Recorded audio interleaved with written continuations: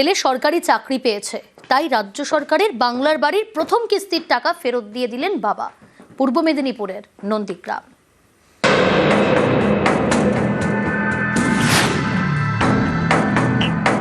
প্রাসাদের মতো বাড়ি,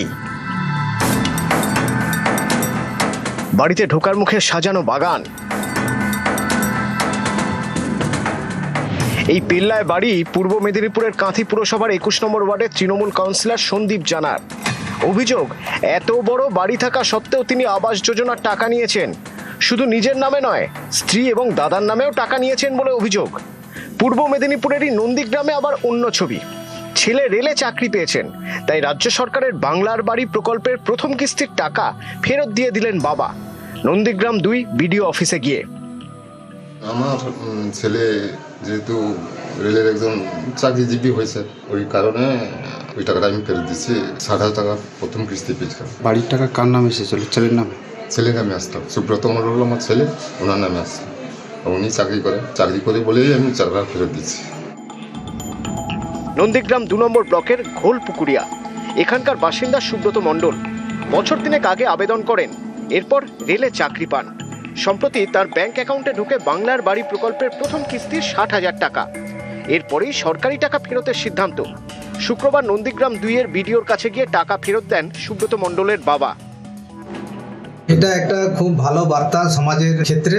ওনাকে ধন্যবাদ জানাই আমাদের ব্লকের পক্ষ থেকে। মানুষ সাধারণত এই বিষয়টা নিয়ে নেতিবাচক করে থাকেন, সেই জন্য উনি যে ফেরত দিচ্ছেন এটার জন্য ওনাকে অনেক অনেক ধন্যবাদ। উনি যে ফেরত দিলেন, এটা আবার অন্য কাউকে সাহায্য করা হবে এই টাকা দিয়ে।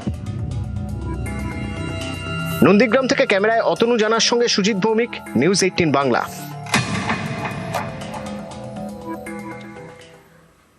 নজর রাখবো পরের খবরে। গ্রাহক সেজে গয়না চুরির ভিডিও সিসি ক্যামেরা বন্দী। হুগলি সিঙ্গুরে চুরির ঘটনায় রীতিমতো চাঞ্চল্য। দোকানে পরপর গয়না দেখতে চান অভিযুক্ত। দোকানদারের অসাবধানতায় গয়না হাত সাফাই। বাইরে অপেক্ষারত বাইকে চম্পট গয়না চোরের। সিসি ক্যামেরার ফুটেজ সংগ্রহ করেই তদন্ত শুরু করেছে পুলিশ।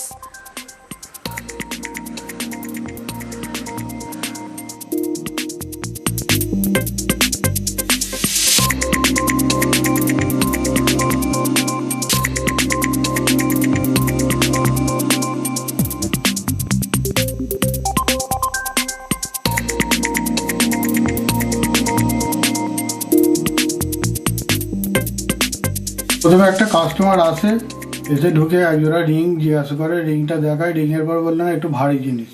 তারপরে ভারী জিনিস দেখাতে এবারে ও কী করে, আবার তখন আর মাইন্ড আর নেই। দেখাতে ডাব্বা থেকে বুঝতেই পারিনি যে সোনা তুলে নিচ্ছে। লাস্টে যখন চলে যায় তখন বুঝতে পারি যে আমার ডাব্বা থেকে কটা চেন গায়েব হয়েছে। তারপর পিছু ছুটলাম, সামনে আরেকজন ছিল, সে রানিংয়ে বাইকে ছিল, বাইকে উঠে চলে গেল। কি ভাষায় কথা বলছিল? হিন্দিতে কথা বলছিল। মোটামুটি ধরে নিন 6 থেকে 6.5 লাখ টাকা সোনার গয়না গেছে। হ্যাঁ, গয়না। উকিল সেজে প্রতারণার অভিযোগে গ্রেফতার 4। ব্যাংক লোন পাইয়ে দেওয়ার নামে প্রতারণা। সোশ্যাল মিডিয়ায় লোন দেওয়ার বিজ্ঞাপন, লোন পাইয়ে দেওয়ার নামে টাকা তোলার অভিযোগ। লোন পাইয়ে দিতে বারাকপুর আদালতে ডাক। আইনজীবীদের সাজে সন্দেহ প্রতারিতদের। চাপের মুখে প্রতারণার জাল মেনে নেয় অভিযুক্তরা। বারাকপুর আদালত থেকেই গ্রেফতার 4। আমাদের যেহেতু লোনের সিভিল প্রবলেম, তো তার জন্য আমরা প্রাইভেট ফান্ডিংয়ের জন্য অ্যাপ্লাই করি। আমি তো রীতা দাস বলে যে আমাদের এটা প্রাইভেট ফান্ডিং, তেমন অ্যামাউন্ট দরকার 5 লাখ টাকার মতো। তো আমাকে তাহলে 5 লাখ টাকায় কত দিতে হবে বলছে, তখন 15,000 টাকা দিতে হবে। তন্ময় দাশগুপ্ত বলে ভদ্রলোকের নাম্বার আমাকে দেয়। আমরা যথারীতি টাকা পয়সা নিয়ে আসি। 4 জনই, মানে সাদা কোট, হচ্ছে সাদা জামা, আর হচ্ছে কালো কোট পরে, মানে উকিলের ন্যায় মানে ড্রেস পরে টাকা দেওয়ার পর ওনারা আমাদের সব ডকুমেন্ট সাইন করে নেয়। আমরা এতক্ষণ ধরে দাঁড়িয়ে রয়েছি, তা তন্ময় দাশগুপ্ত কেন আসছে না, এই করে যখন ও না আসে তখন আমাদের সন্দেহ হয়। মানে ভুয়ো লয়ার আমার কাছ থেকে টোটাল 15,000 টাকা নিয়েছে। দুর্ঘটনায় মৃত্যু ঘিরে রণক্ষেত্র করণদিঘি। পুলিশের গাড়ি ভাঙচুর, উত্তেজিত জনতা। ডাম্পারের ধাক্কায় মৃত্যুতে উত্তেজনা। রাঘবপুরে ডাম্পারের দাপাদাপিতে সরব এলাকাবাসী। ডাম্পার চলাচল নিয়ন্ত্রণের দাবিতেই বিক্ষোভ।